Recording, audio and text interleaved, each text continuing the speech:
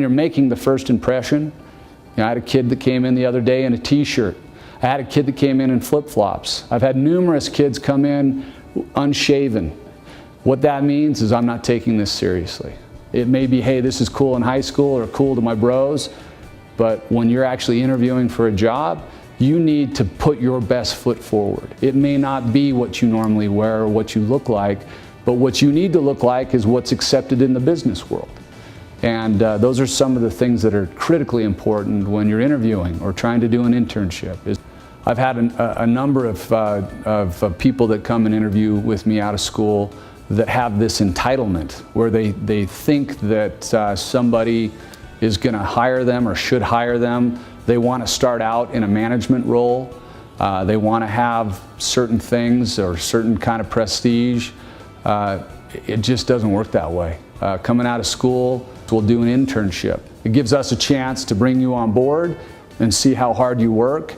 And I've had a number of different types of attitude. I've had kids that show up that are like, you know, you owe me something, or I'm just going to come watch the game, or, you know, I'm just hanging out. And then I have the kid that's, what do I got to do? How can I help?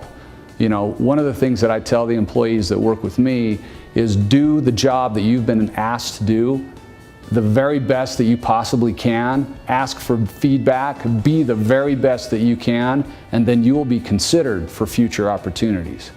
If I have somebody that comes to me and says, you know, they're doing a mediocre job and they say, hey, I want to advance, or I want to look at another position, or I want to try this out, I'm thinking, you can't even do what we're asking you to do now. You have a bad attitude about your position. You're not a person that I can go to that has a can-do attitude. What else can I do? How else can I help? You have to have that attitude. That allows you to move up in business, because once you get past that first step, then the opportunities, that's what I always say is, if you have that attitude, it creates opportunities for you. Then you have choices of, hey, I want to look at this direction, or I want to go, I'm more interested in this part of the business. You do need to take control at some point. You do need to say, this is my life and this is how I want to be taken, and I'm going to be serious. And then, you know, my philosophy is you work hard and you play hard. Integrity, character, honesty. Those characteristics are critical to having a reputation where people are going to say, that's the kind of guy I want to work for me. That's the kind of guy I want to hire.